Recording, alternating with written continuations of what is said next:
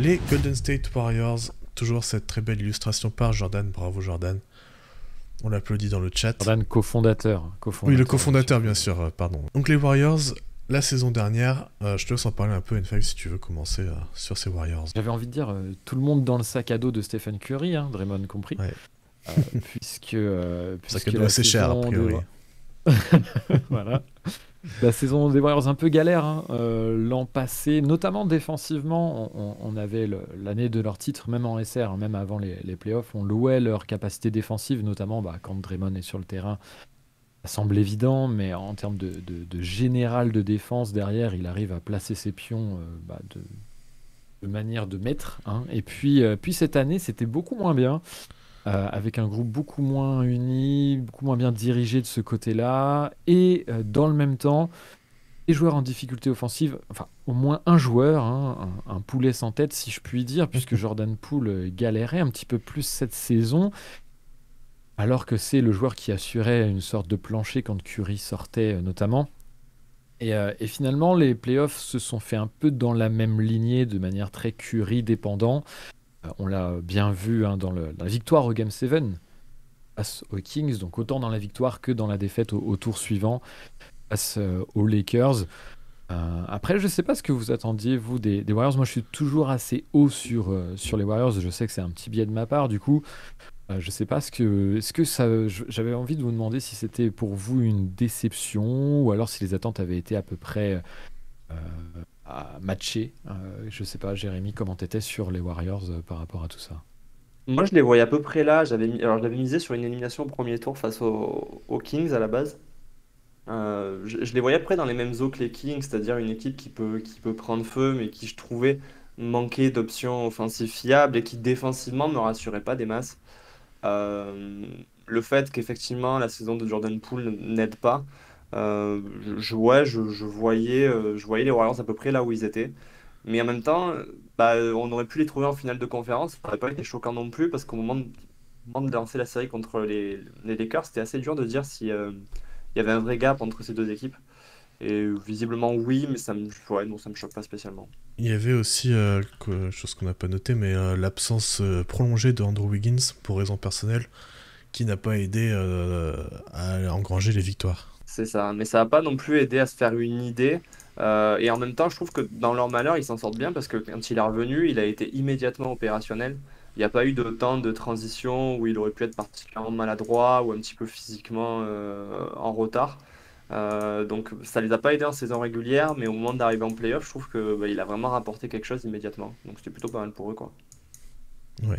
Alors je suis en train de rechercher, hein, mais il me semble que la line-up des Warriors, ça devait être Curry, Clay, Wiggins, Draymond et Looney était l'une des meilleures en net rating.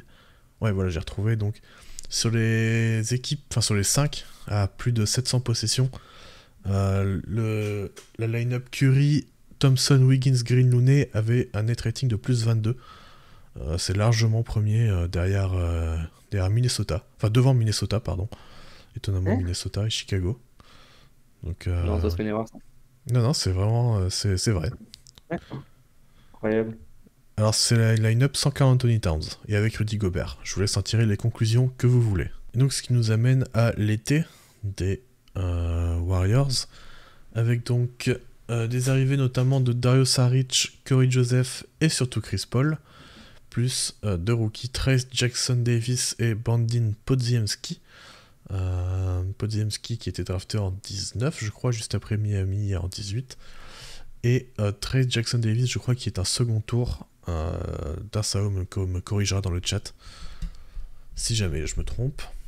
En départ notable, on a évidemment le GM Bob Myers qui... alors il me semble que c'était une fin de contrat et que les négociations n'ont pas abouti et finalement il a décidé de partir. Et au niveau des joueurs, on a Jordan Poole, Patrick Baldwin, Ryan Rollins, Ty Jerome et Dante DiVincenzo. Et l'été a, je crois, commencé sur le trade, le fameux trade Chris Paul, Jordan Poole.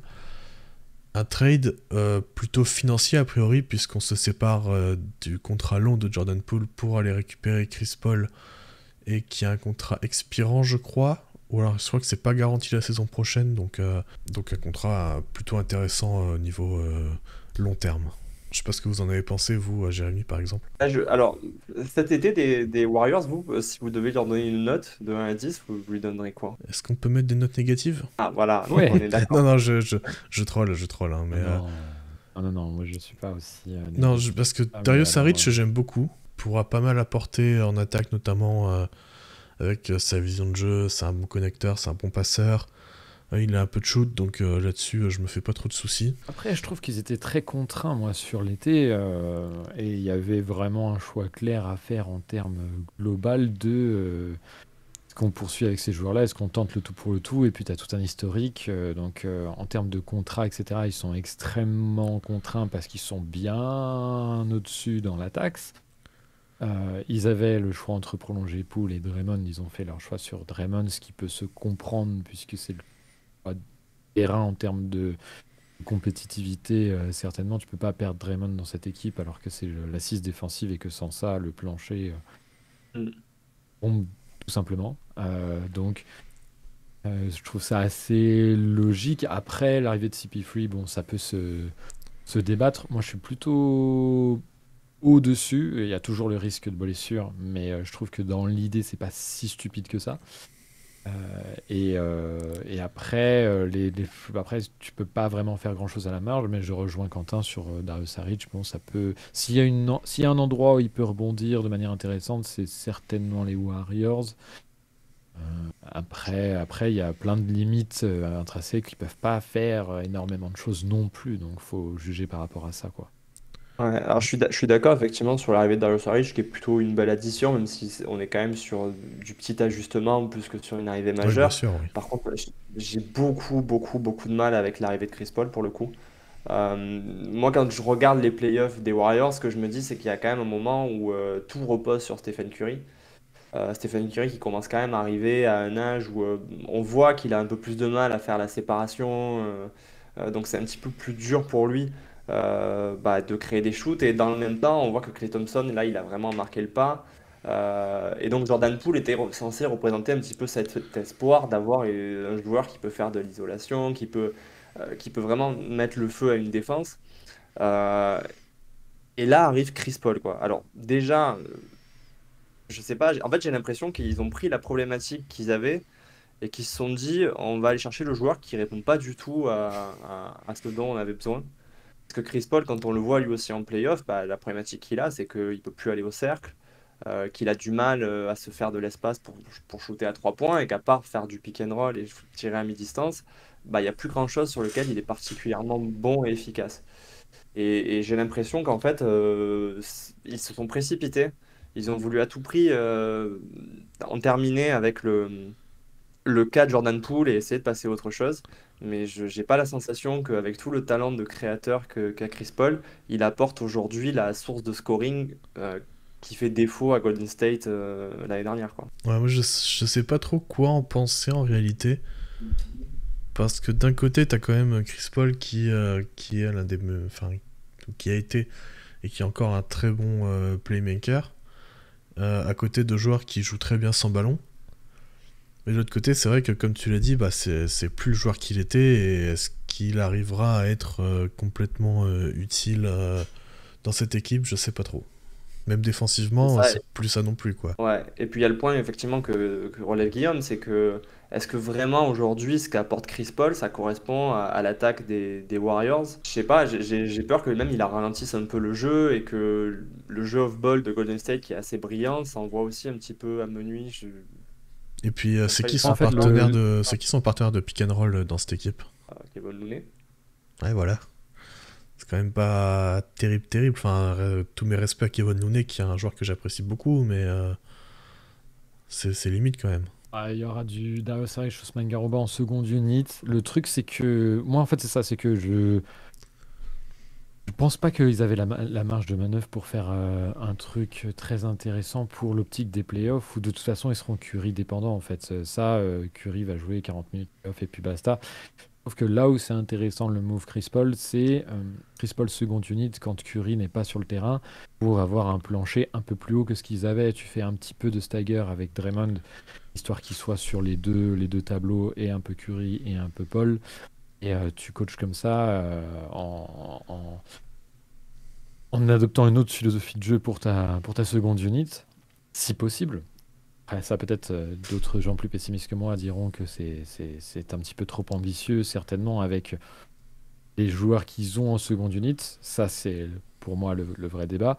Mais je me dis que c'est ce que tu vises, c'est ne pas perdre en fait autant. Parce qu'en fait, les Warriors, comme on l'a dit tout à l'heure, Quentin l'a bien signifié, c'est que quand Curry est sur le terrain, ça, c'est pas trop le problème. Le problème, c'est que dès qu'il sort, ils prennent des valises. Comme on connaît la situation à Denver avec Jokic, c'est exactement pareil. Mm. C'est que il met une avance de 15 points et quand tu reviens, tu es à moins 2 et ça, c'est insupportable parce qu'en fait, les joueurs sont jamais reposés, etc. Et tu te batailles, tu te batailles. Bon, nous, on a un bien meilleur supporting casque à Denver, du coup, c'est plus trop un problème malgré tout.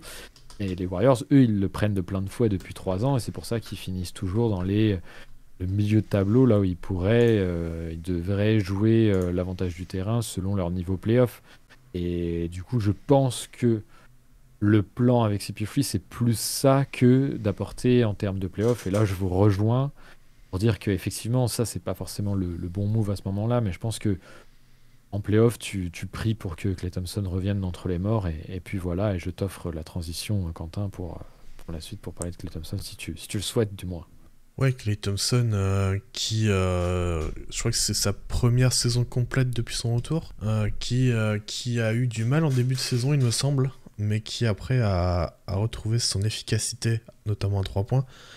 Mais on a quand même, on sent quand même sa chute, notamment physiquement, suite à ses 2 blessures au ligament croisé au tendon d'Achille, et qui fait que défensivement, c'est plus un joueur d'élite comme il a pu l'être. Et même sur les choses qu'il pouvait faire, de type driver un peu et tout ça, il est moins capable. Finir au cercle aussi, il est moins capable qu'avant. Je sais pas. Non mais oui, non mais oui, c'est pour ça, moi c'est ce qui fait aussi que j'aimais pas trop l'arrivée de Chris Paul, c'est que bah, on sent bien que Klay Thompson il a opéré une chute quand même assez conséquente dans ce qu'il peut apporter offensivement à une équipe.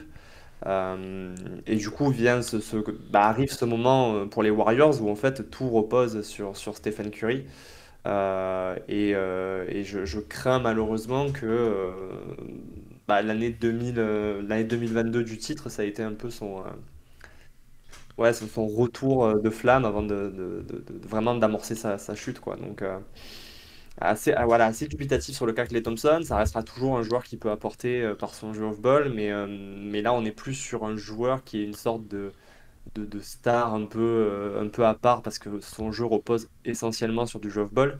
On est plus sur titulaire, euh, un titulaire correct, quoi. Mm. Après, Enfin, c'est vrai qu'il a ou alors été. c'est moi qui m'emballe, mais j'ai l'impression que quand même il y a une vraie chute, quoi. Après, il a pris pas mal de shoots et de sélections de shoots qui étaient moyennes par rapport à avant. Je trouve qu'il forçait peut-être un petit peu son rythme.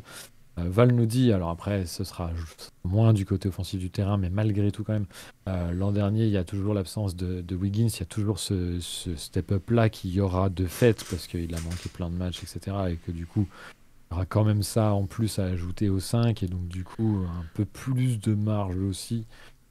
Après, ouais, peut-être sur Clay, je suis là. Excuse-moi, Adem Sao, mais là sur Clay, je peux pas faire grand-chose. Je suis assez d'accord sur le constat général qui est fait autour du joueur, qui semble être qu'il est un petit peu cramé et que ses belles années soient derrière lui. L'âge n'aidant pas, après 2 blessures, ça reste très beaucoup d'espoir pour voir du mieux ou pour imaginer du mieux dans sa situation. Alors j'ai une question pour vous, est-ce que Wiggins peut pas reprendre un peu plus de usage finalement et de responsabilité pour essayer de remonter à un peu le niveau des Warriors? Tellement pas Warriors, je trouve, dans le style de jeu, etc. C'est pas. Je le verrais très peu, je le comprendrais assez peu.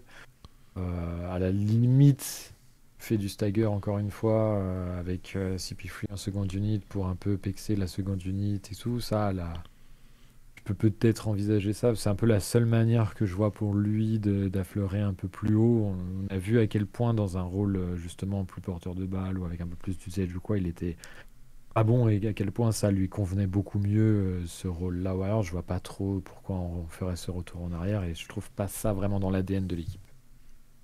Jérémy, je sais pas si t'as aussi un avis sur Andrew Wiggins.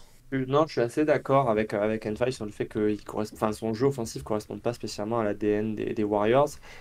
Du coup, je me demandais si à la limite, il y avait une marge de progression interne sur des joueurs plus jeunes comme Kuminga ou Moses Moody qui pouvaient permettre, alors pas d'apporter forcément un peps offensif de niveau de star, hein, clairement, mais plus un côté on gagne en densité et on va chercher chez ces joueurs les quelques points qui peuvent éventuellement nous manquer, notamment chez Kuminga qui semblait, je trouvais, en 2022 montrer quand même un potentiel intéressant, quoi. L'ordre d'une question à ce stade que d'un avis de ma part, quoi. Ouais, justement, en parlant de Kuminga, il a l'air de représenter un peu le- les faibles espoirs du long terme à Golden State. J'ai l'impression qu'on n'a pas non plus vu beaucoup de lui sur ces saisons en NBA depuis qu'il est arrivé. Bah, c'est ça. Est-ce il a pas été un peu mis au placard? J'ai l'impression l'année dernière. Et je trouve que c'est dommage parce qu'ils ont, je trouve, eu les opportunités de le responsabiliser. Et j'ai peur qu'il paye un petit peu aussi cette incapacité à développer des joueurs et à faire forcément les bons choix à la draft depuis quelques années. Bon, si on remonte en arrière, il y a eu quand même l'échec de 2020 à la draft. Mais même sur un joueur comme Kuminga qui semblait, je trouve, plutôt être un fit intéressant pour l'équipe et avoir un skill set qui correspondait bien à ce que les Warriors pouvaient attendre. Je suis un petit peu déçu, donc je me dis peut-être que c'est aussi la saison où il va falloir essayer d'aller développer ces gars-là, quoi. De Ouais, toute parce façon, que c'est toujours ce qui se pose comme question pour les champions, enfin les équipes qui ont été championnes aussi longtemps, etc., où tu payes forcément tes joueurs et tu vois ton payroll augmenter et ta marge pour avoir du supporting cast efficace, elle est de plus en plus fine et tu te retrouves avec des joueurs qui, même s'ils ont du potentiel, etc., sont là pour une raison, enfin sont des jeunes à potentiel pour une raison, c'est que ils sont pas affirmés, ils ont des progrès à faire et que c'est compliqué de les mettre dans ce genre de cadre-là.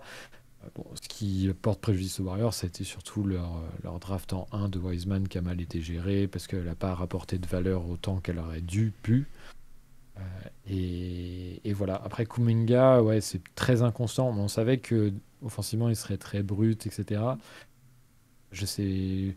Défensivement aussi, il est intéressant, mais ouais, compliqué de le voir quand même très impactant. Après, il y a Moses Moody aussi. ouais, mais pareil, on Et en a d'ailleurs, pas Demsao beaucoup nous vu, hein. dit. Ouais, mais Demsao nous dit bien plus compatible avec les Warriors que Kuminga. Plus malin, meilleur shooter. Moi, c'est surtout ça que je retiens du profil, effectivement. Euh, Après, je sais pas ce qui est du coaching. Enfin, je sais pas pourquoi il y a aussi peu de temps de jeu, entre guillemets. J'ai Euh, l'impression que vu Demsao, il qu'ils pourrait nous cherchent à éclairer. gagner, ils offrent pas trop le droit à l'erreur. Et du coup, quand Bien t'es sûr. jeune, t'as besoin de ce droit à l'erreur pour progresser, pour avoir du temps de jeu. Donc malheureusement, ça correspond pas trop à ce qu'ils veulent faire. Et peut-être que ce serait justement le moment de faire cette transition et de leur laisser cette saison-là pour progresser, voir ce qu'ils donnent. Éventuellement, bon, si jamais tu te retrouves avec deux bons joueurs, tu peux les garder et te dire que bon, vas-y, c'est le moment de le laisser partir, par exemple, Klay Thompson, de le trader, et puis tu donnes complètement sa place à un Moody, par exemple. Ou alors, tu peux toujours les trader pour essayer de jouer le titre, hein. Enfin, d'essayer de continuer à jouer le titre. Je sais pas ce que Ouais, vous en clairement. pensez. Non, mais ouais, je lisais le chat. Euh, Comme dit Benjamin, ils pareil. sont le cul entre deux chaises. La vérité, c'est qu'ils veulent pas vraiment faire progresser leurs jeunes. Dès que ça compte, ils font jouer les stars, mais aussi parce que, on l'a dit tout à l'heure, ils n'ont pas de marge quand Curry sort et que aussi Curry est absent, et du coup, ils n'ont pas des résultats qui leur permettent de faire ça, en fait, tout simplement. Mm. Et puis, quand t'as un Donc, effectif qui coûte aussi cher, t'as besoin de résultats derrière. Il y a ça ouais, bien aussi. sûr, bien sûr. Bien sûr. Et puis après, moi, le truc, c'est que c'est Stephen Curry, quoi. C'est Stephen Curry, c'est Draymond Green. Si Draymond fait une meilleure saison que la saison passée, ce qui est pas très compliqué à mon sens, hein, je trouve qu'il a fait une de ses pires saisons depuis longtemps, notamment défensivement, encore une fois. Je pense que, en fait, ces mecs-là, ils arrivent en playoff et c'est tout de suite c'est tout de suite potentiellement très dangereux. Après, ça manque peut-être un peu le Klay Thompson, la deuxième menace à 3 points, c'est peut-être le truc qui manque un peu. Mais malgré tout, en fait, voilà, parier contre Stephen Curry, etc., c'est compliqué. Moi, je me dis que justement, avec CP3, si c'est bien géré en backup et que ça permet de ménager un peu les trous d'air sans Curry, et ça permet aussi d'avoir un Curry en meilleure santé et bien prêt et pas trop cramé pour les playoffs. Bon, voilà, c'est beaucoup de si, mais en même temps, Ouais. c'est une équipe qu'on a vu faire qu'on a vu capable de ce genre de choses en fait. En 2022, même s'ils étaient bien meilleurs sur la saison régulière, je vous l'accorde largement. On les voyait pas non plus gagner le titre. Enfin, c'était oui, on a peur d'eux parce que les champions de titre, mais en même temps, personne n'y croyait vraiment. Et puis à la fin, voilà, hein. Moi, je suis toujours haut pour Ouais. les Warriors pour ça, donc voilà. Non, Je mais à la réfléchis. limite, c'est vrai que l'arrivée de Chris Paul, là-dessus, sur le sujet un peu de comment tu trouves d'autres sources de scoring, etc., c'est là où on peut se dire qu'il y a un sens et d'aller essayer de développer des joueurs comme Moses Moody ou Kuminga, parce qu'il a quand même prouvé cette dernière saison qu'il était bon aussi pour aider des joueurs à trouver leur rôle euh, et à être mieux impliqués offensivement. Donc c'est vrai que là-dessus, c'est un argument en sa faveur. À voir ce que ça peut donner. D'ailleurs, je crois que c'était dit dans le chat de la part de Sao. Donc ouais. Je raffiche quand même les salaires rapidement. Pardon. Hop. Et donc, l'année prochaine, Klay Thompson est à l'agent libre. Donc, ce que je dis, est-ce que c'est pas le moment de soit le laisser partir, soit lui dire bon, ça commence à être compliqué, faut que tu prennes moins cher. Ou alors de le trader directement cette année, vu que justement, il est. Il est expirant, ça peut être un deal comme les Lakers ont fait avec Westbrook la saison dernière. Tu t'en débarrasses pour avoir des joueurs, pour avoir plusieurs joueurs surtout, qui fitteront mieux ton effectif. Et après, c'est vrai que Chris Ouais. Paul, ça va libérer aussi un peu parce que je pense qu'ils ne le garderont pas. Euh, Ils l'ont pris justement parce que l'année prochaine n'est pas garantie et qu'ils auront juste à le couper en fin de saison. Quitte à le re-signer après, d'ailleurs, je pense que c'est pas impossible. Et ensuite, après, ouais, c'est un peu compliqué, quoi. Il y a du Gary Payton 2 qui est revenu, qui est pas très très cher. Il y a Kevin Looney aussi qu'il va falloir payer bientôt. Donc Ouais, voilà. après là-dessus, moi, il y a deux trucs où je pense que Golden State, c'est un petit peu hors circuit sur ce genre de raisonnement. Le premier, c'est que comme dit Cam, la notion enfin, de cap chez les Warriors, c'est quand même un peu à part. Et de toute façon, effectivement, même si tu évacues Klay Thompson et Chris Paul, tu restes quand même dans une situation où tu es encore assez allègrement au-dessus du cap. Et sur le cas Klay Thompson, je pense qu'il y a aussi le poids de l'histoire pour l'équipe de Golden State, c'est de se dire qu'en fait, la franchise a vu sa valeur et son histoire vraiment exploser avec ce trio-là. Et il y a une forme de loyauté qui fait que je les vois mal se dire, bah non, on va laisser partir Klay Thompson. Euh, je pense qu'il y a un peu une obligation d'aller jusqu'au bout avec ce trio, et même quitte de décliner avec ce trio. Je pense que ce serait logique d'aller vers ça et de se dire bah, on va tirer la corde avec ces gars-là jusqu'au moment où ils décident de raccrocher, quoi. Donc je pense qu'on verra Golden State tranquillement dériver jusqu'à devenir peut-être une équipe un peu plus bas de tableau, quoi. Alors il y a Golden Martino D'accord qui avec. disait le seul cap important pour les Warriors c'est le second apron et c'est là où je suis d'accord, c'est qu'en fait tu te débarrasses pas de Clay et de Chris Paul pour descendre sous le cap et signer des agents libres. Tu le fais pour descendre sous la seconde apron qui te bloque énormément ensuite. Notamment je crois que c'est si tu es 2 ans, enfin 2 années pendant 5 ans, ton prochain pick va à la 30e place directement. Donc forcément, si les Warriors sont plus très bons, bah t'as pas envie que ce pick-là se retrouve nul, alors qu'il pourrait être plutôt correct. Et même financièrement, c'est, enfin c'est juste pour la taxe qui va être hyper chère. Peut-être enfin après ça c'est pour le Après, je- proprio, hein, il a toujours voulu payer, mais est-ce que justement en arrivant en fin de cycle, il va pas se dire bon là on calme un peu le jeu, quitte à sur 2 3 ans être moins bon, puis après repartir. Après, je pense qu'ils peuvent très bien garder Klay Thompson et le pousser à prendre beaucoup moins parce que Ah même oui, si aujourd'hui il bien a des sûr. grosses ambitions en termes de salaire, je pense qu'il va voir qu'il n'y a plus de marché pour lui. Donc ce sera un petit peu bon, si tu veux, tu restes, mais par contre, il va falloir prendre une grosse ristourne là. Ah bah oui, non, Je pense que ça va plus être ça que on te fout dehors. Parce que ça me paraît un peu improbable de ne pas les voir aller au bout. Et d'ailleurs, je pense que s'ils avaient dû tourner la page, ils auraient peut-être déjà tenté. Je sais pas. Bon, remarque, ils ont été champions en 2022, donc je dis un peu n'importe quoi. Mais... Guillaume Puis qui dit. il y a l'affaire du comportement, mais l'éviction de Poole au profit justement des prolongations de Draymond et de Clay aussi potentiellement, c'est la preuve en elle-même qu'ils vont dans cette direction-là. C'est que s'ils voulaient faire la suite, c'était Poole qu'ils auraient privilégié. Alors peut-être que l'altercation avec Draymond Green a bouleversé ce plan-là de départ. Possible, largement possible. Mais ça fait partie de de ces indices-là qui amènent à dire que oui, ils vont garder, ils vont prolonger ces mecs-là parce que trop d'histoires avec eux, etc. Et tanker les amendes financières et les problématiques CBA. Après, ça, c'est vraiment les proprios. Très que peu de fois les proprios, mais on verra. Le proprio des Warriors a toujours voulu payer, donc C'est vrai. Il a toujours payé parce que le retour sur investissement. oui, le retour était très très bon avec Curry. Il n'y a jamais eu ce problème-là. Hein. Ouais. Si ça devenait un problème, ce serait peut-être différent aussi. Ouais.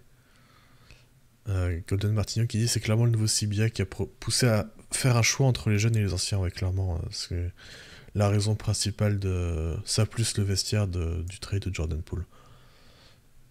J'ai quand même l'impression que le vestiaire joue aussi parce qu'ils l'ont quand même éjecté à une vitesse Ouais.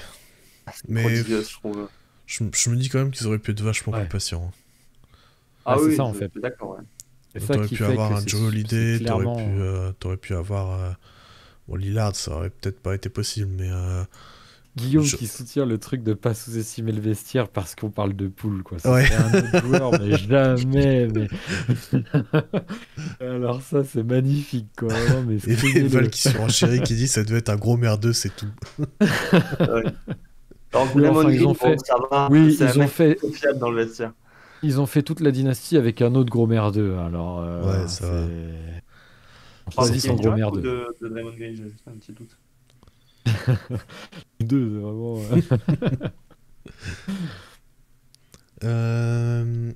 Et du coup, avec tout ça, vous les voyez où la saison prochaine? Moi, j'ai un peu peur pour Golden State. Je dis pas qu'ils vont s'effondrer, mais j'ai l'impression que ça. En fait, j'ai l'impression que les équipes comme ça qui vieillissent, il y a une année à partir de laquelle d'un coup ça s'effondre. Alors, je dis pas que ça va être cette saison, mais je dis que ça pourrait être l'année où on les voit galérer au play-in. Donc moi, je mettrais un petit billet là-dessus. Je les vois à la lutte pour le play-in plus que comme une équipe dont on se dit c'est playoff acquis, quoi. Ouais, alors je sais plus moi où Moi, j'ai mis c'est- dans mon classement, mais un classement qui va probablement pas encore encore bouger, fait. hein, mais là actuellement. Moi, ça, je c'est ma les ai take mis- depuis 3 ans, en fait. Genre, vraiment. Alors, je sais qu'on se fout de ma gueule avec les fourchettes qui ont l'air de trident, mais vraiment en mode. C'est milieu de tableau playoffable, donc du coup. Mais sauf qu'en fait, ça vaut pas la valeur qu'ils ont en playoff. Alors, par contre, là, je te rejoins, Jérémy, c'est que je pense que c'est le niveau playoff qui va chuter avant. En mode. C'est à ce moment-là qu'on verra qu'ils sont trop vieux. Mais pour moi, oui, c'est comme, mais en fait, c'est comme les deux dernières saisons où ils sont assis un croyau en SR parce que dès que Curry est absent, ça plonge. Parce que Draymond est quand même pas si régulier que ça. Et qu'ils font des demi-saisons ultra performantes et d'autres qui sont beaucoup moins convaincantes. Donc, il y a- c'est de la même veine en fait. Donc pour moi, ce sera Ouais. milieu de tableau playoff. Et ensuite, on mettra pour les playoffs à un autre Ouais. moment dans d'autres previews, n'est-ce pas? Moi actuellement ils sont 6ème, mais ça me donnerait pas qu'ils soient 8 voire 9 quoi. C'est vraiment du play-in, éventuellement play-off si la saison se passe bien, que Curry manque pas trop de matchs. Et sinon, ça peut vite chuter. Oui, Tribunal Vivant qui nous rejoint. Merci d'avoir suivi la chaîne et qui dit dans le chat, j'avais lu justement que les jeunes des Warriors étaient avec Poole dans l'affaire et les anciens avec Draymond et cela avait créé une cassure. C'est pas impossible aussi, hein, selon les affinités de chacun dans le vestiaire.